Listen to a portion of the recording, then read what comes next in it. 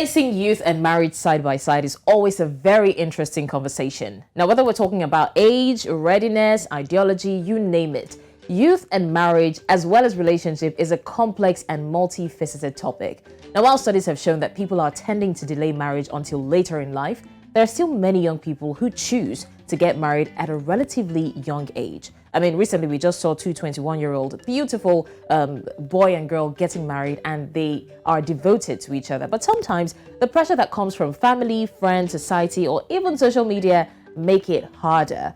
Now, readiness for marriage involves emotional, psychological, and physical maturity, as well as financial stability and a commitment to working through difficulties and conflict in a healthy way. Now, it is important for young people to have a solid understanding of themselves, a solid understanding of their partner, and of course, their expectations for the relationship before they embark on marriage. Let me officially welcome you to today's episode of Fafanua Africa. Now, this is a youth-based conversation, an enlightening show where in less than 60 minutes, we take you through the topical, trendy issues across Africa that affects the youth and possibly prefer solution to challenge the youth in their everyday lives. And today we will be talking about a very, very important topic, which is marriage and relationship. My name is Blessings Mosogu, and of course, I'm your delectable host on the show. So sit tight and let's take you through 1 hour of bliss.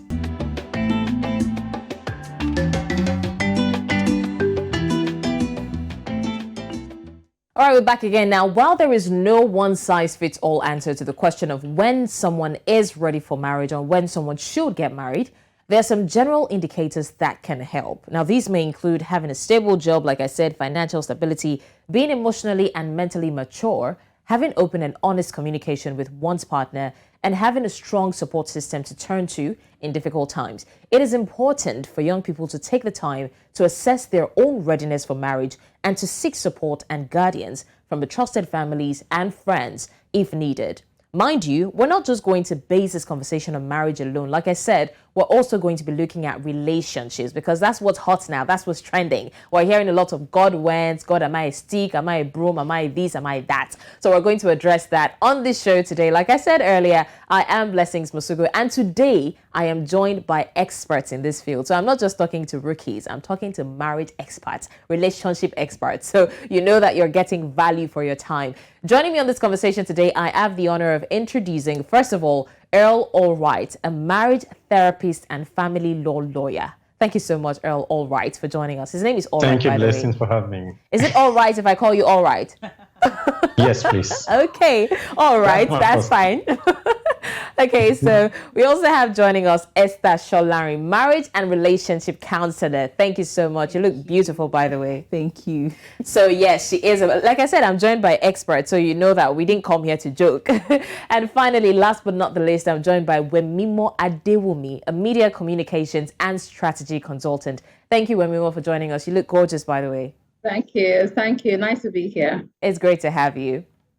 All right, ladies and gentlemen, let's get to it. We're talking about marriage and relationship. And like I said, this show is a conversational show. Feel free to butt in whenever. Feel free to interrupt whenever. I'll be here to moderate it, but it's an open conversation. So let's go. Now, we'll start by talking about the pressures of marriage and what the appropriate age is for marriage or relationship, talking about the mental context. Now, we've seen a lot of times where people are feeling so pressured, especially African parents, they will tell you, like, once you turn 18, they bring that consciousness that you should be getting married. And these are the people, mind you, all your life, they didn't allow you to talk to men, they didn't allow you sit beside men because they tell you you're going to get pregnant. But once you are getting to that age, they start asking you, like, when are you bringing the man home? So that pressure is there. There's also societal pressure. There's also pressure from social media. You see a lot of people with the I said yes, he took me out to the Maldives and all that. And we just want to know, what is the right age? Now, we're not saying that the age actually matters, but in the mental context, when would you say it is appropriate for someone to start considering relationship, not to talk of marriage? Esther, do you want to go first? When is it appropriate to start considering relationship, yeah? Yes, or marriage. 23. Yeah, I would say age 23 because by so you're then saying people should not date before 23. See, I'm just to choose my words with this conversation. Okay, please do, because everything you say will be held against you. I know. So normally I would have said there is no age per se to get married. Yeah, but it was because you said relationship. That's why I'm like, okay, relationship, let's say 23. Now, this is it. When you're a teenager, as far as I'm concerned, you have no business doing relationships. I did it. I wasted my time. And it was just too much heartbreak, like very unnecessary. And again, I was just still discovering myself, you know. But by the time I entered my 20s, there was a deeper level of awareness. Do you get? And I believe that for many people at age 23, you are, at least you understand where you are, what you're doing, what you want to achieve. You at least have an idea. So then you can start that relationship journey. But in terms of when to marry, I don't think it's about age. Yeah. Yeah. So are you saying that people are, I mean, at whatever age, people are mentally prepared for marriage? So you see, mental preparation for marriage is a different ball game entirely. For instance, there are people who are 40, who got married at 40, and they have fantastic marriages. And there are people who got married at 25, and man, it's a problem. And it's also in the reverse. Do you get? The question is, how prepared are you? Why do you even want to get married? What do you even think marriage is about? What do you want to achieve with marriage? How many books have you read about marriage? Like, what exactly is the goal for you? Or are you just saying, oh, I'm done with school. Let's get married. Is that the idea? Because your why is really going to determine when you should marry. Yeah, your why will determine when you should marry. Right. All right, and Wemimo, do you both agree to that? You need to be sincere because I'm going to ask you why. Not completely. And the reason I will not say not totally in support is because it's I'm going to catch it from different perspectives, right? So first, at the age of 13, I already knew the type of girl I would be getting married to. I already knew her complexion. I already knew how her hair would look like. I already knew at the age of 9. All right, you were in school thinking about girls. You were in school thinking about women. I wanted to retire to. Of course, teenagers think about women and men more that's than true, adults. That's true. Let's be sincere with ourselves. So at 9, I already knew when I wanted to retire and the type of place that I wanted to spend my retirement, right? And the reason was simple, was that I was already exposed to a lot of married people. I already had a lot of married people as friends, not just as family friends, but as personal friends. So I had an early exposure to the reality of what marriage entails, what is expected of marriage, and all of that. Okay, now if we come back, based on our customary laws, right? Based on our customary laws, puberty was the age required for you to get married until we started having civil laws. And right now, based on our civil laws, you can marry once you are 18 years under customary law practice. Once you are 18 years, if you decide to use the Marriage Act, the statutory act, you can marry once you are 21 years old. And this is how I want to see it. I believe that the different psychologists, sociologists, biologists, and everyone involved considered it, analyzed it, and felt that, okay, if you start preparing on time, if you start enjoying the social interaction and the social exposure and the proper education, by the time you get to age 21, in fact, what our law says is that by age 21, you can marry. What the Marriage Act actually says is that by age 21, you can marry even without your parental consent. You do not need parental consent once you're already 21 years old, right? And the lawmakers definitely would have considered your physical development, mental development. The brain does not stop developing until we're about 28, 29. And of course, our own entire human development does not even end until we die. Yeah. Every day we are developing, we are growing. So if you ask me what's the proper age for someone to start a relationship, I would tell you that first, I need to know when you want to get married, right? So there are people who are 23 years old, as Esther has said, and I will not allow them to start relationship. because they don't even know when they want to get married. So if you don't know when you want to get married, like, why are you not going to this relationship? What do you want to be doing it? So I have two questions for you. All right. First of all, you know, the idea of knowing when you want to get married, isn't it likened to a lady who is desperate to get married and fixes a date? And because there's that date, she wants to find the man, fall in love, and get married before that date. Is that not similar? Because if you say knowing when you want to get married, it's like you're putting pressure on yourself that, okay, by this time I should be married. So before this time I should be in a relationship. So you're not exactly getting into the relationship because you want to, or because you really love that person, but because time for you is running out, because you have a deadline, to achieve that goal. Let's sit like this, Blessing. Yeah. Let's sit like this, right? You have deadlines for everything. You definitely know when you want to graduate. You definitely know when you want to start your business. You want to know when you want to start your media house. You want to know when you want to move into a particular country. You want to know when you want to retire. You have deadline for everything. So why shouldn't you have deadline for marriage if you have deadline for every other thing? Okay. Why shouldn't you have deadline for it as a goal to work towards? All right. I mean, as I'm looking at you, you're a go-getter. You are choleric. Okay, but before we get way in over our heads, let's not forget that we have the pretty gorgeous Wemimo still waiting, and I would like for you to butt in on this conversation. What do you think about the age, the appropriate time that a person should get married? You see, I find the earlier contributions very interesting, and I don't think you can set a time. Although the law gives you a time to say, oh, you're now an adult and you can make certain choices. Developmental stages, even for kids, I mean, it's very different. You see a child who's 3 years old behaving one way, another child who's the same 3 years old is behaving another way. So, I mean, when the last speaker says you should base this on your targets towards marriage, that's one conversation I hope we're going to have today, because our African I'm jotting it down.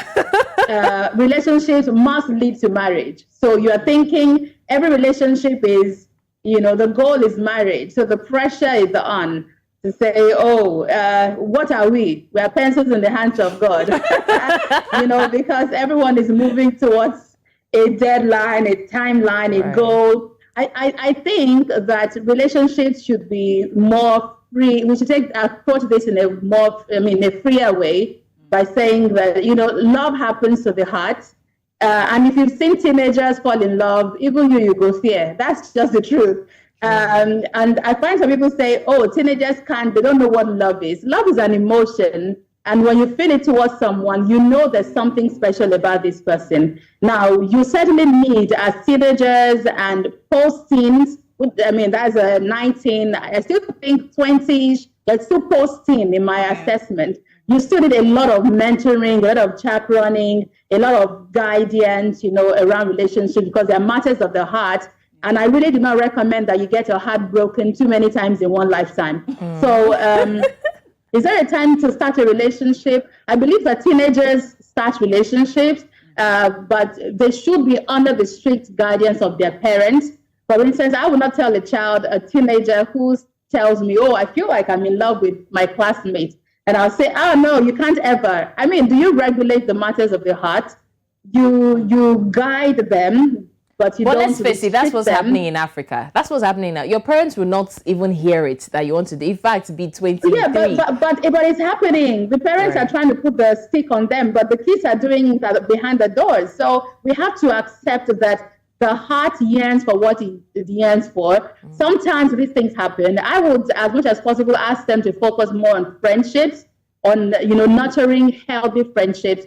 But in cases where you find a teenager who says, I feel really attracted, sometimes it's huge attraction, towards this person. Instead of canceling that emotion, help them become more aware of what that emotion is and how to approach it with the other person, because the other person might not feel the same for you. So they're already starting to understand what life is. So let's not erase or reduce emotions.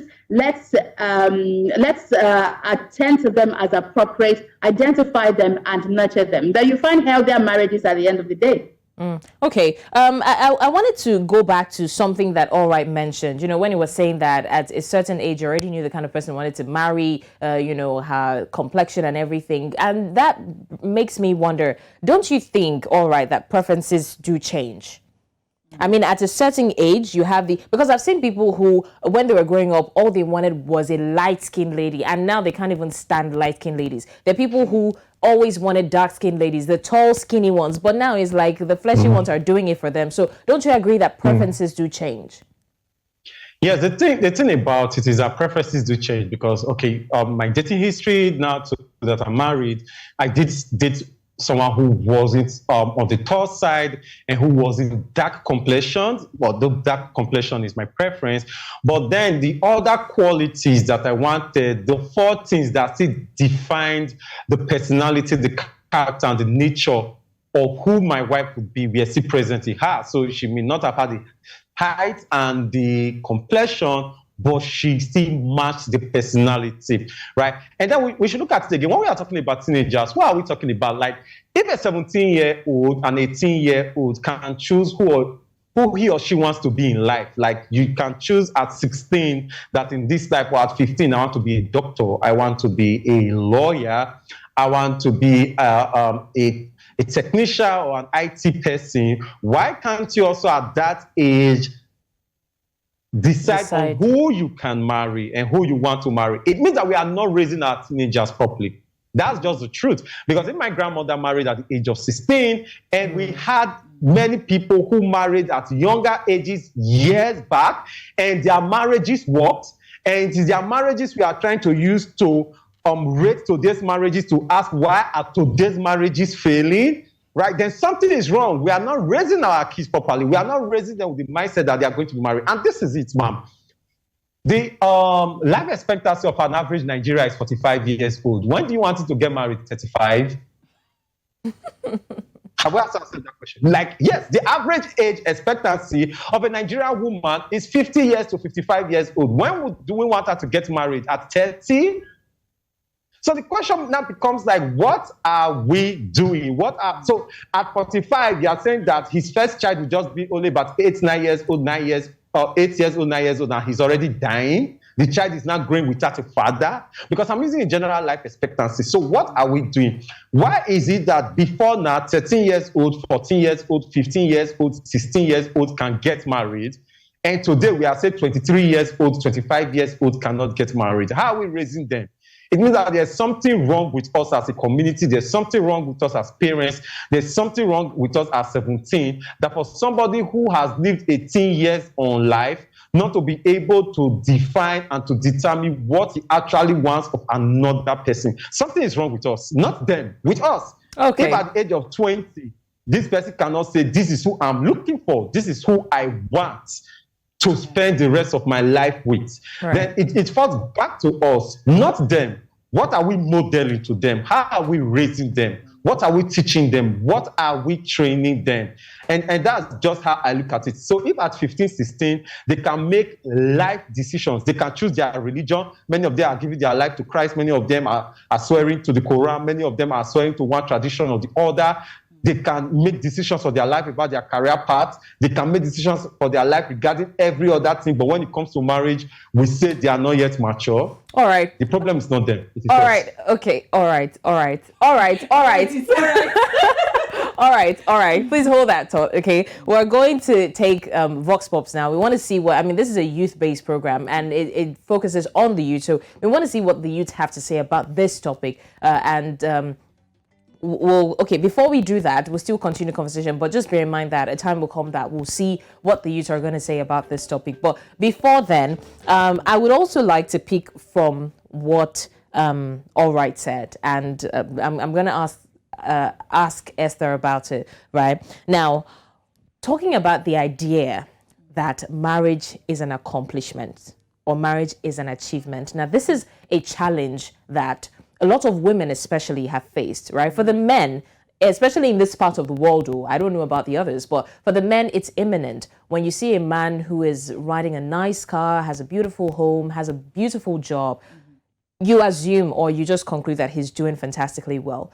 But you see a woman with mansions, you see her, holding positions in the toppest rank in any company or organization, and she's not married, then you say, she's doing okay, but something is wrong. And because of that idea, right, a lot of women are now pushing back. You know, when you're now on the defensive. In fact, I believe that a lot of women do not want to marry early because of that stereotype. Right, it now feels, that's when you now see a lot of feminism coming out. It's not intentional, but because of the fact that you attribute my success or a woman's success to another man, you know, to being submissive to another man, then she feels like there's a problem. If everything I'm doing is not enough for you, then I'm not getting married. Face it, right? What do you have to say about that?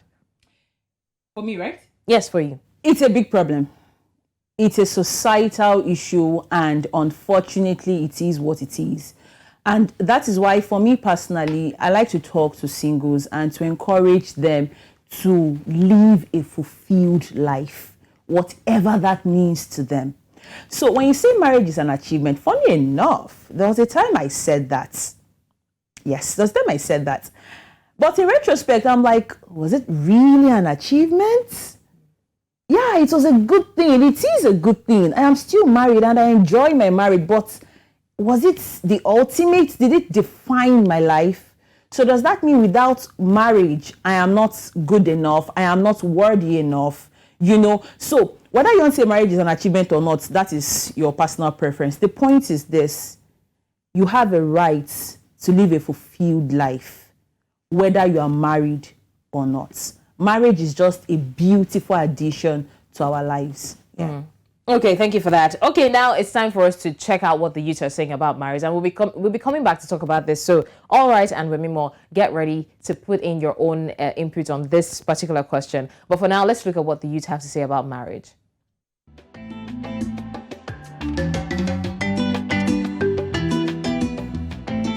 So my question is, what do you think about youth marriage, and is it advisable to get married young? Why are youths finding it hard to stay in a relationship that will lead them to marriage? Most youth find it very hard or difficult to stay in a relationship that will lead to marriage due to various reasons. It might be due to lack of, finance or lack of communication. But I want to major on this particular one, which is undefined relationship. What do I mean by undefined relationship? That is a relationship that has no goal or direction. Now, before you enter a relationship, it has to be well defined. And that is why nowadays you see a relationship going to 10 years, 11 years without direction. And at the long run, they get disappointed or they get rejected.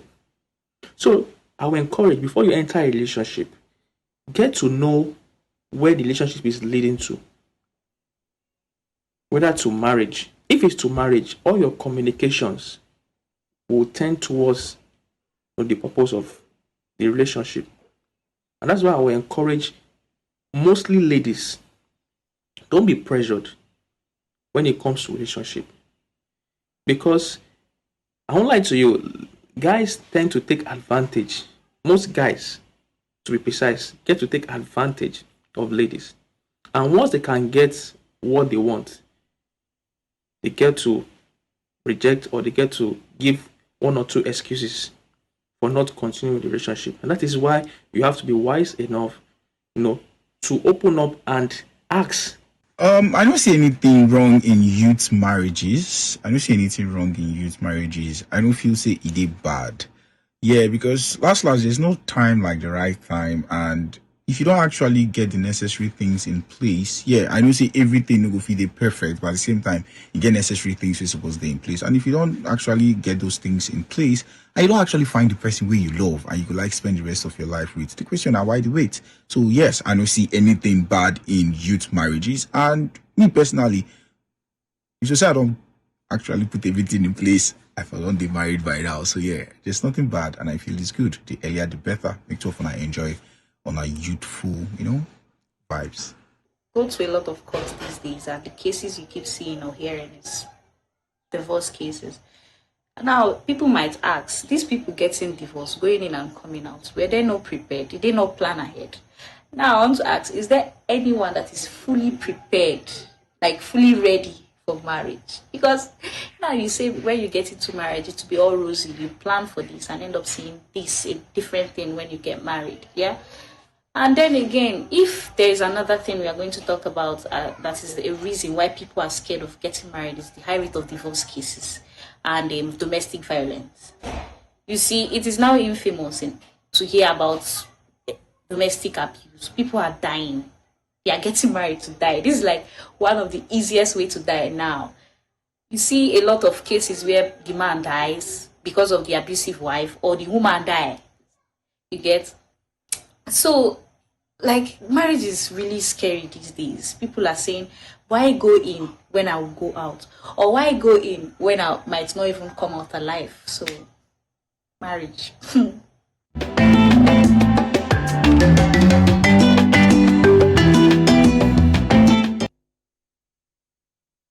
Well, we're still talking about marriage, and those were the opinions of the youths across Africa. But before we go further, this is totally unrelated. But today happens to be All Right's birthday. I mean, I was going to do something about All Right, but it's not flowing. It was just dry dad joke. But anyways, please let's wish All Right a happy birthday. Happy birthday. Happy birthday, All Right. And thank you for involving us in your celebration, because this is like part of your schedule, your celebration schedule. They asked you now, what did you do on your birthday? You came on Fafanua Africa. That's a plus for me. So thanks for joining. Happy birthday. And we wish you long life and prosperity and a prosperous marriage and, long lasting marriage, because we're talking about marriage and relationship.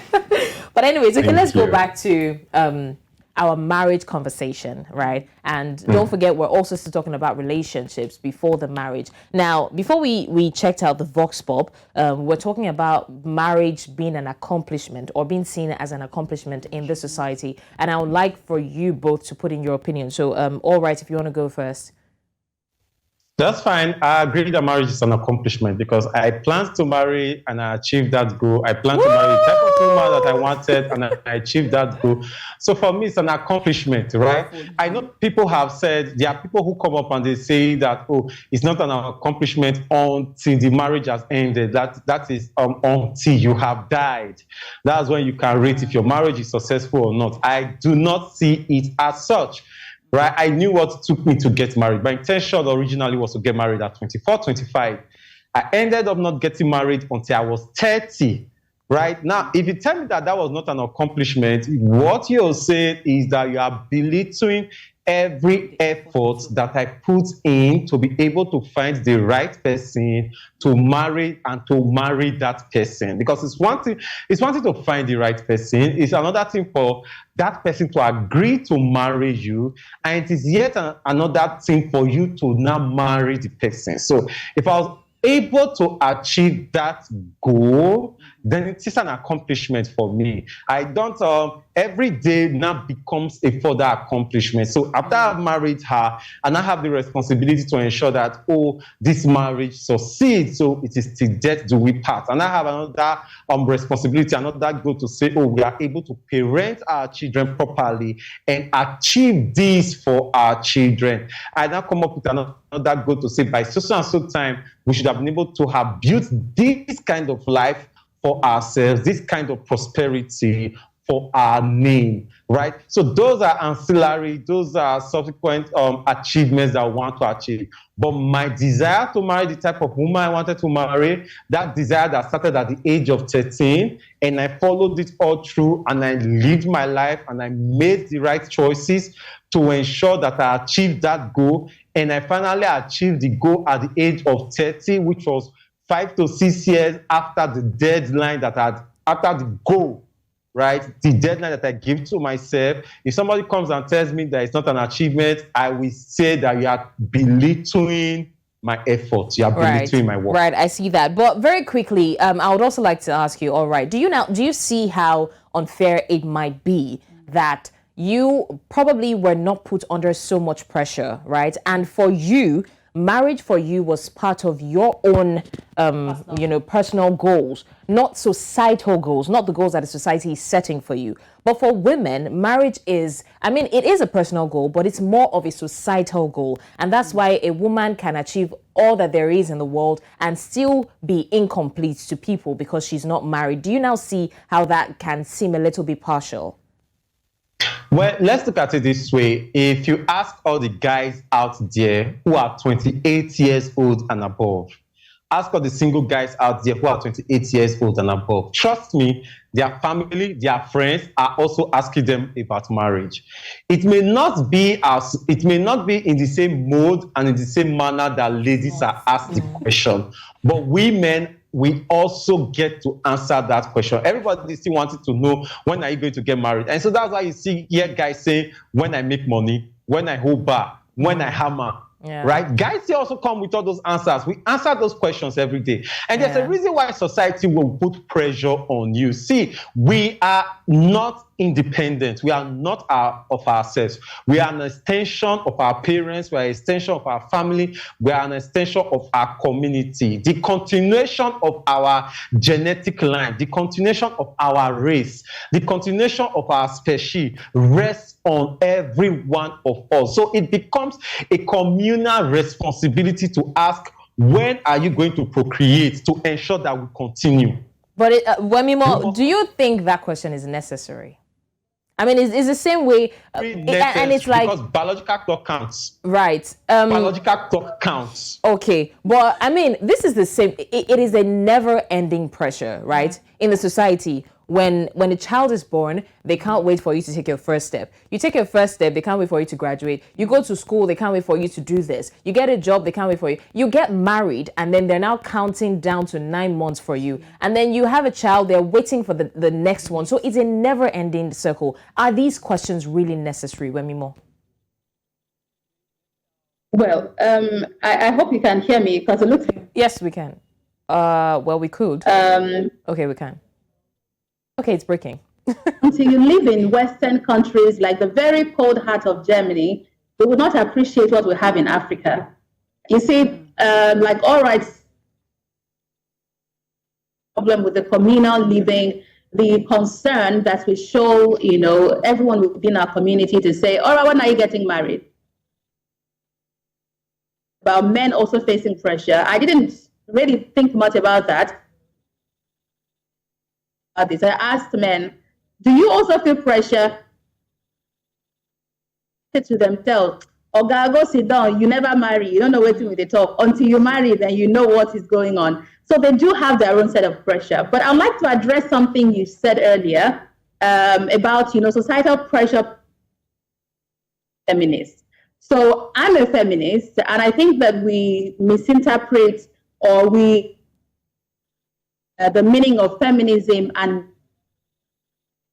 Andre is a hate of men, to say, oh, I want nothing to do with men.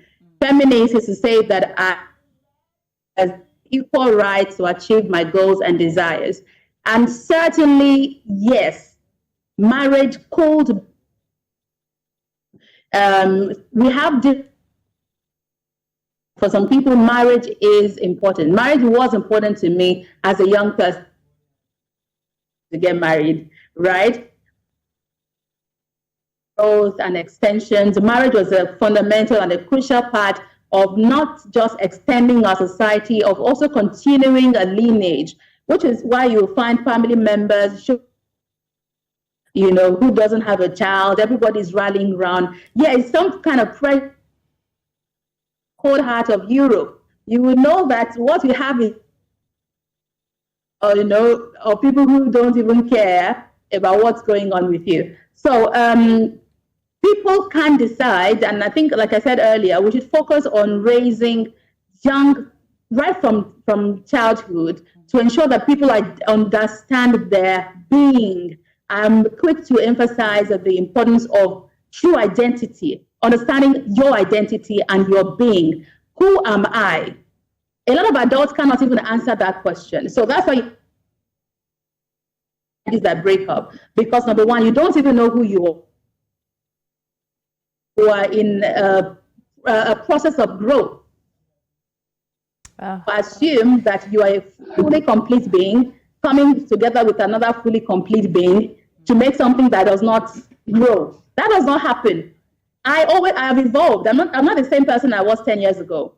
The person I'm getting married to is also evolving. So the marriage is expected to also evolve. So you must leave room for that growth and process, and identifying that I have my being and the thing that makes up me, and my partner also has the same. And together we bring this together to groom this living entity. Marriage is a living entity. The problem is when you think, oh, we're married, and the way it was from year 1 is the way it must be till year 20. It doesn't work that way. You're going to have frictions because human beings grow. We're living organisms, and marriage is also one. All right. Now I want us to talk about another very dicey conversation. Now let's even say that out of all these marriage issues, people now marry, Abi. Let's talk about trust in marriage. I don't know how many of you heard about the Ashraf Hakimi case, right? The Moroccan footballer who signed all of his property or his money in his mother's name, and then when his wife filed for a divorce, she found out that he had nothing to his name, and so it felt as though she was played. And I mean, we also hear that because of that proceeding, he's now entitled to half of his own wife's property. So it was like the whole thing backfired. So it really sparked a lot of conversation and argument. Some people were saying that if you don't trust someone, don't even marry the person at all, and some were saying that don't trust your partner with all your life. That really just brought out a different kind of conversation. So I want for us to talk about it now. I don't know. All right, do you want to go first?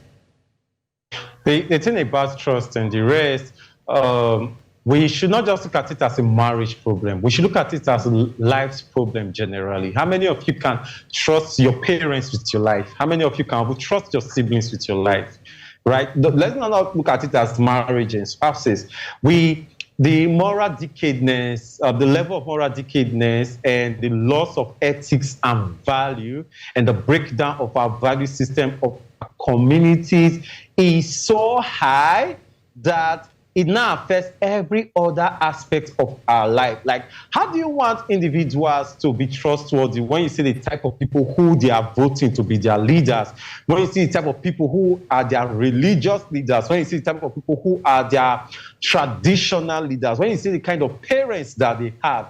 So this trust issue that people are saying, oh, you cannot trust a woman, oh, you cannot trust a man in marriage, that's not the problem. Because the problem comes down to people who say they can't trust themselves. Like, how do you want to trust somebody who says he cannot even trust himself? Those are the issues we are looking at right now. That there's a systematic and there's a general character problem.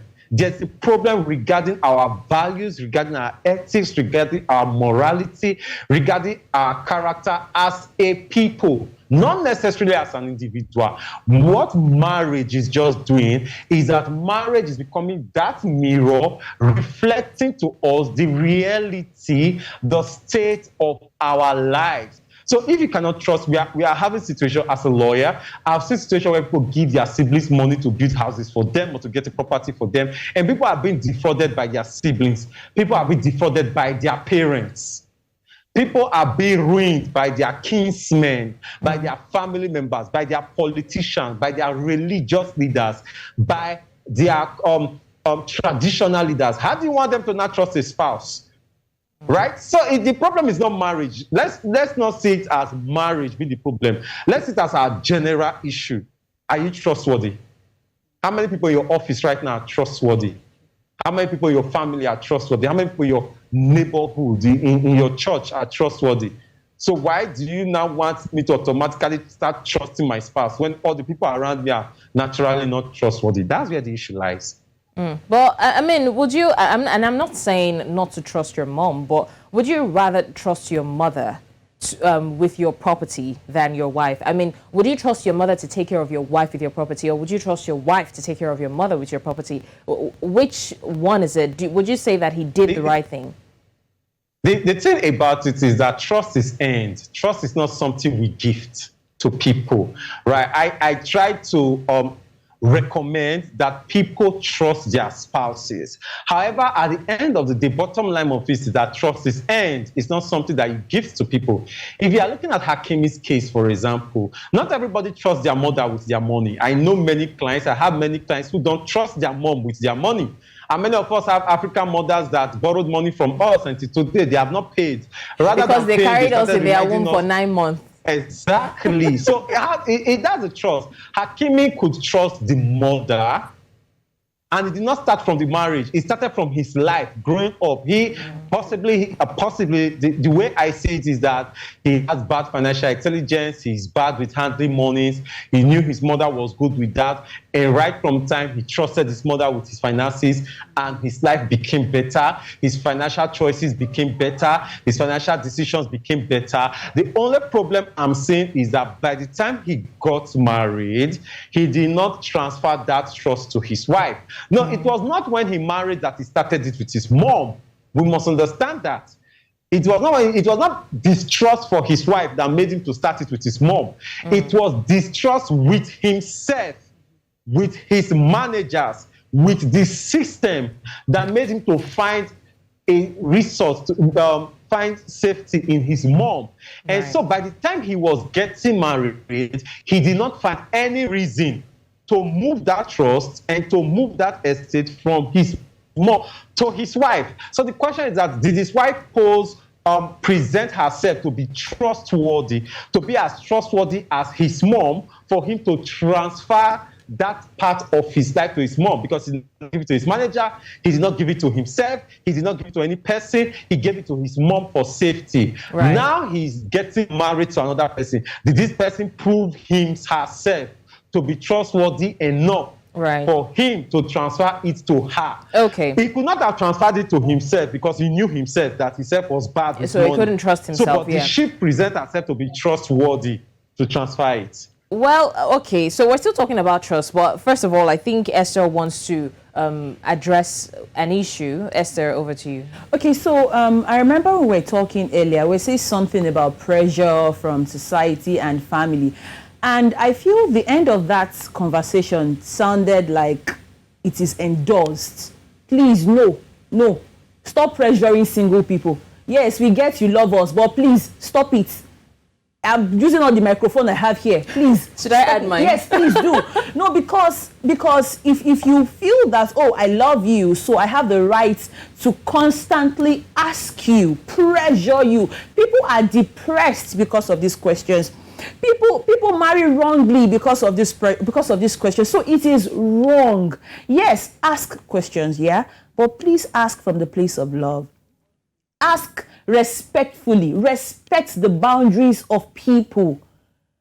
Because if you feel that I love you, so I have to keep asking you these questions, you don't even know what your questions are doing to those people. That's on one side. Then on the other side, nobody can pressure you without your permission. Yes. Nobody can pressure you without your permission. So what that means is that for you as a single person, build your emotional stability such that an external person can't pressure you. And that also means that you need to know how to set boundaries. So there are some conversations I tell people, no, please stop. No. I remember I got married, and 3 months after marriage, my mom was, so it's 3 months now. And I'm like, hello. Because when you have the child, they wouldn't be there 100% to take care of that child, you know. And I had to set that boundary to say, we will get pregnant when we want. So this is me encouraging singles to be assertive enough to say no to some conversations. Yeah, thank you. All right, thank you so much for addressing that, Esther. I think it was important that, we put that out there. And because of our time, I'll just like to quickly get Wemimo's opinion about the Ashraf Hakimi case. That's the issue of trust now in marriage. What do you think? Do you think he did the right thing? Do you think that your mother should be trusted over your wife, or it's what works for you at the end of the day? So at the end of the day, I would say that a lot of people are better off staying single. That's it. I spoke earlier on. This is your own conclusion. You just scattered the table. See, I'm telling you, our society is evolving. You can have a contractual relationship with someone. Like I said on Twitter, just rent a baby mama. You understand? Just tell her, have a baby for me. I'll pay you so amount. It's transactional. Everybody is cool. Or if you have such a big trust issue, which is rooted in lack of self-identity, then sign a prenup. What I have a problem with the Hakimi case is that he came into that courtship, started with friendship, courtship, and marriage in deceit. Deceit is different from trust. You can't excuse it away by saying, oh, you possibly had a trust issue. You were deliberately deceitful.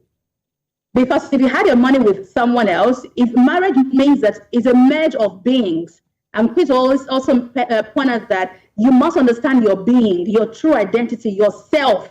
Who are you? And if you're agreeing to marry someone, it means I'm bringing the totality of my being and yours to make something beautiful. If I have trust issues, please stay single. Don't get married. It's not compulsory, because what you do now, he's left this woman with 2 children, and the seemingly, jest that I've saw on social media in saying, oh, she was possibly a gold digger, which is possible. I did not hear that outcry when the court now says that the wife's property will be shared in 2 and given to the husband, because the conversation now went, oh, why would a woman want half of her husband's wealth?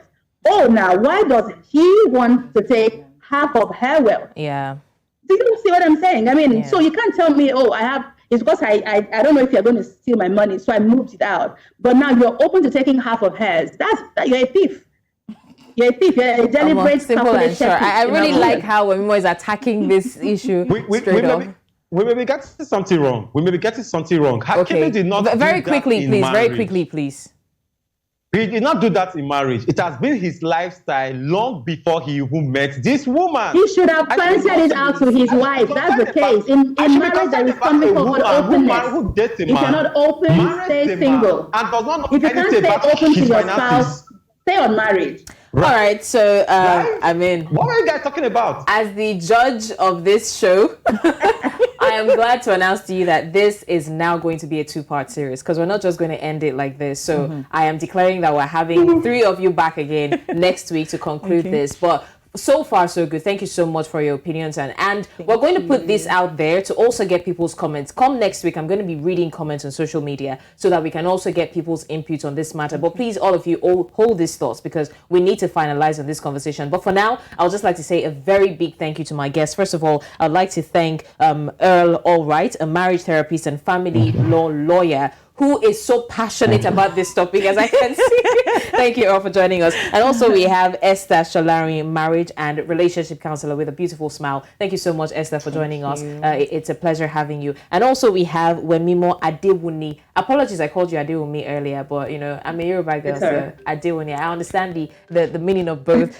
She's a media communications and strategy consultant. Thank you so much, ladies and gentlemen, for joining me. And hopefully we can get 3 of you back again next week. This is heated and I like it. But anyways, thanks for joining me. But before we go, we have some quotes that were left for us, of course, by the people before us, and we'd like for you to take a look at it very quickly.